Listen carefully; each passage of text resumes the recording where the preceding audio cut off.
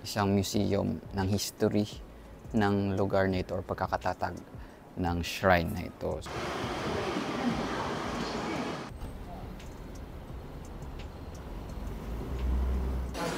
Hi vlog. Hi, vlog. Ayan, andyan yung friend ko.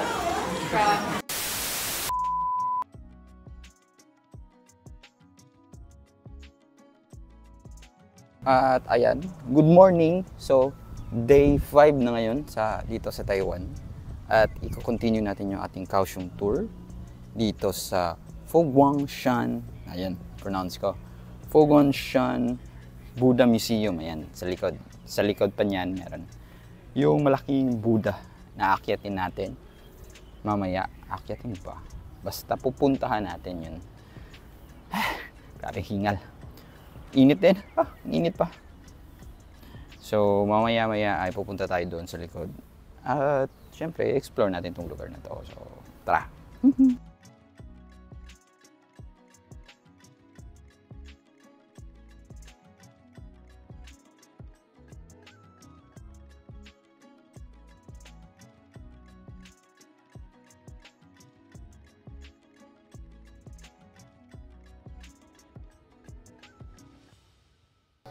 So, ngayon papasok na tayo sa loob at nandun na yung malaking statue ng Buddha. So, ayan, makikita niyo yung interior ng bukana. May halo na ng traditional tsaka ng modern design yung building dito sa may entrance, or sabihin natin yun yung pinaka una mong mapapasukan dito papunta sa Buddha statue, yung malaki, yung sa gitna.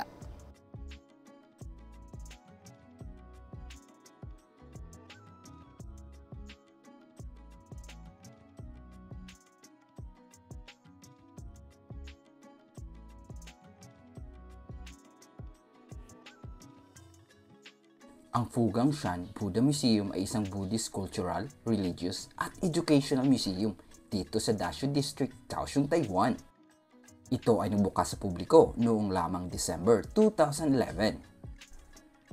Ang halos 100 hectares na museum complex ay binubuo ng mga traditional Buddhist design structures tulad ng mga pagodas, palace halls, at ang pinaka-highlight, ang 108 meters na taas na Golden Buddha statue.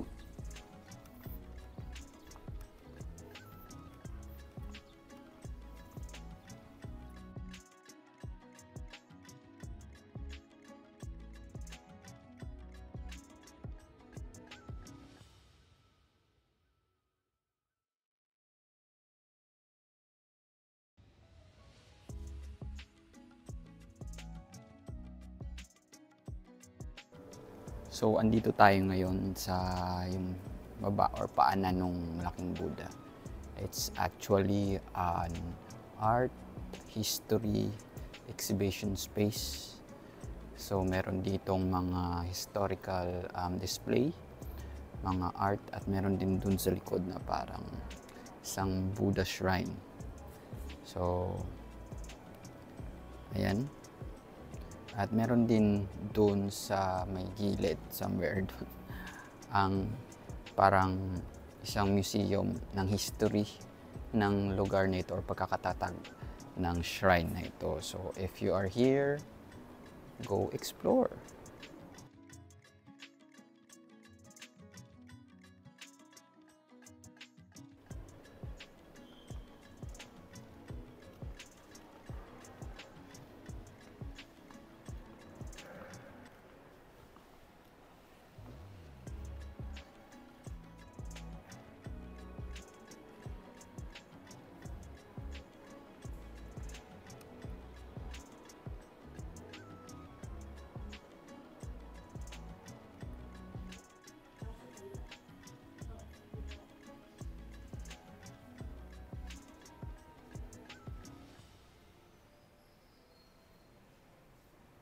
May mabibili ka rin ditong mga souvenirs. Ayan, kung gusto mo ng souvenirs from this shop. Pwede ka rin mag-light ng mga artificial candles doon sa shrine. Pero hindi natin pwedeng kunan kasi bawal yung camera. Sa loob ng dalawang shrine, may golden Buddha shrine at yung parang Emerald Shrine ba yun? Sa gitna. Basta hindi siya pwedeng kunan ng video or picture. Kaya kung mapunta kayo dito, puntahan nyo na lang.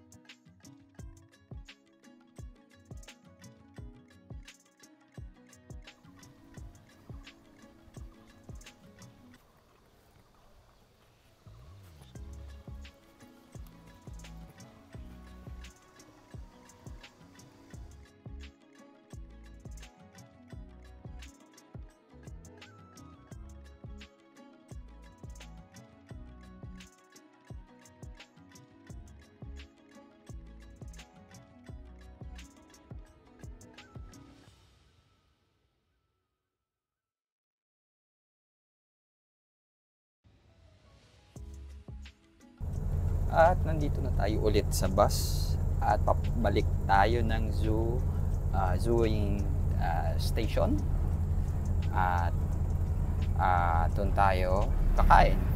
Well, anyway, kung plano kayong sumakay sa bus or MRT dito sa Kaohsiung or any part ng Taiwan, ay mabuting bumili kayo ng beep cards. Mabibili ito sa mga convenience store, sa 7-Eleven, at pwede mo itong loadan para hindi na-hassle yung transaction, kasi pag cash, kailangan pang pag-usap.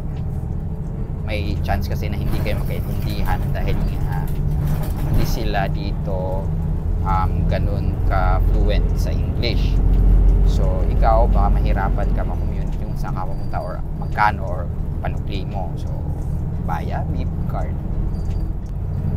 At pagpunta natin sa Zooining, again, kakain lang tayo ng lunch at mamaya-maya ay sasakay ulit tayo ng high-speed railway. Papunta naman tayo ng Taichung. So, ayun, samahan nyo ako mag-explore din sa Taichung City. Pwedeng sumakay ng bus papuntang Fo-Guang Buddha Museum sa baba ng Zooining Station. Magtanong lamang sa ticketing booth or information center kung saan nakapwesto ang mga bus na ito. Narito ang kanilang schedule of trips papunta at pabalik ng stations. Huwag kalimutang bumili ng bus cards para mas mabilis ang transaction.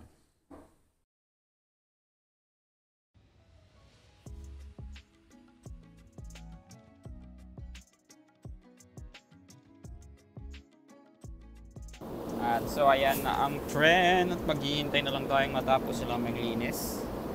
At pwede na tayong pumasok. At mamaya-maya ay pupunta na tayo ng Taichung. Yeah, northbound. Tama, Taichung.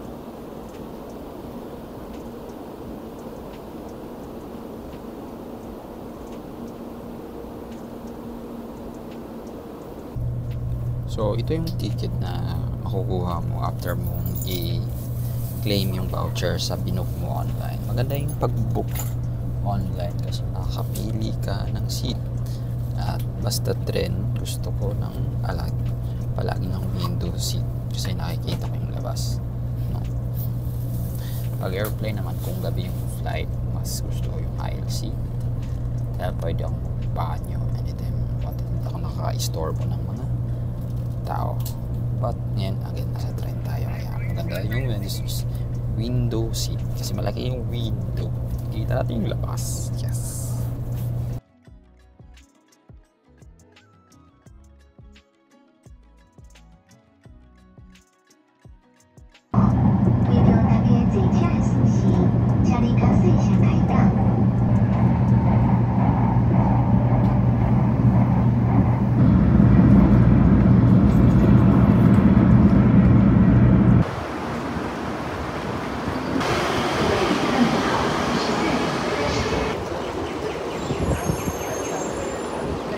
And so, ayun, nakarating na tayo dito sa Taichung Terminal.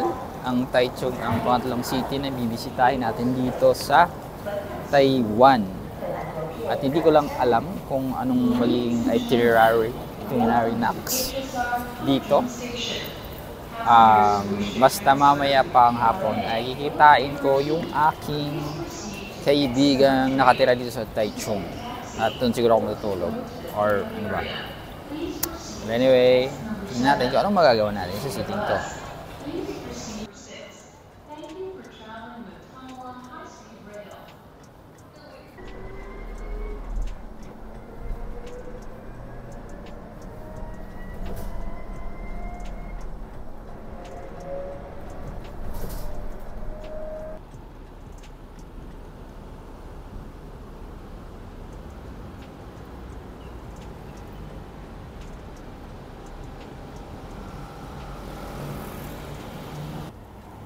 At may nadaan tayong parang open space. Open space. Parang plaza doon. Ayan. Diyan. Hindi ko alam kung ano yan. Ma-content lang. Pamatay oras. Ganon. So, again, naglilibot pa rin tayo dito sa siyudad ng Taichung. Ayan. So, ang Taichung nga pala ay ang second largest city dito sa Taiwan. After naman sa Taipei. So itong Taichung ay parang nasa gitna between Taipei at saka yung Kaohsiung. So para rin siyang Taipei, pero again, mas konti yung transportation options dito, or I mean yung metro line. Kasi nga hindi siya ganun kalaki. Pero as you can see, mukha rin namang Taipei. So ngayon, nilalakad na lang natin yung patungong Taichung Railway something, train station. Again, hindi yung sa high speed dun, yung binabaan natin kanina. Pero ito yung parang metro or something dito. Hindi ko lang sure. Basta siya yung train na sasakyan natin for our next destination. So, nandun, mga ilang minutes na walk pa. Pero at least yun, na-explore ko yung city. Yan, nasa sentro ako ng Taichung. Ganito. Yay! At bilang isang architect, you know, na-appreciate mo yung mga ganitong scene, the urban scene, yung skyline or street view na isang city. So, nawala man tayo, wala man sa plano, well, kagaya kahapon, well, at least naka-explore tayo sa sentro ng syudad. Ganun.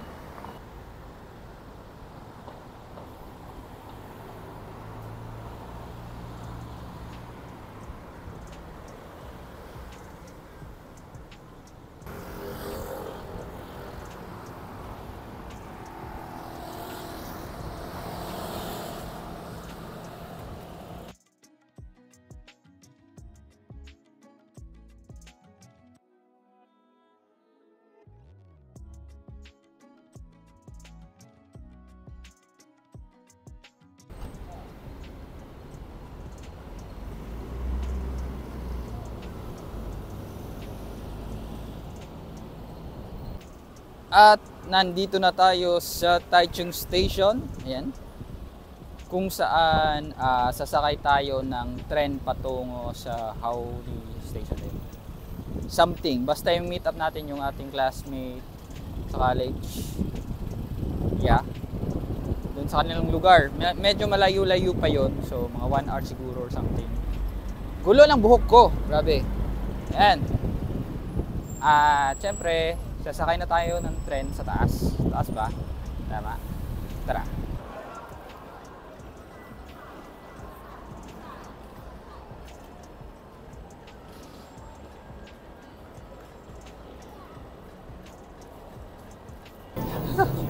Yun, umabot ako sa tren patungong Haori Station. Pero hindi ito yung common itinerary, no? Personal itinerary ko kasi gusto kong makipagkita din sa classmate ko doon sa home. Hindi malapit kasi dito na siya nagtatrabaho sa may Taichung. So malayo yun sa kanila, kaya magti-trend pa tayo papunta doon. But at least, no, exploration.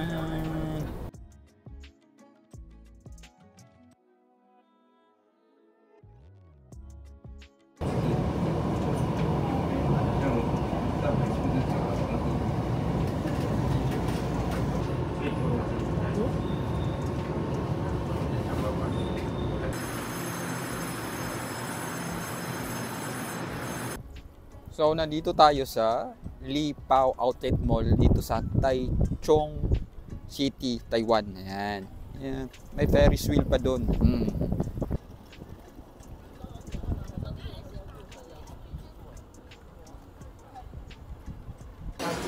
Hi vlog. Hi, vlog. Ayan. Andiyan yung friend ko. From Shanghai. So, ayan na yung pagkain namin. Ayan ang pagkain namin. Parang sangyup. Pero, hindi ko alam. May salad, tsaka may karne. Yan yung friend ko. Say hi, friend. Na hindi lumaki sa farm. At saka yung hobby niya. Hi, hobby. Ayan. Kain na kami.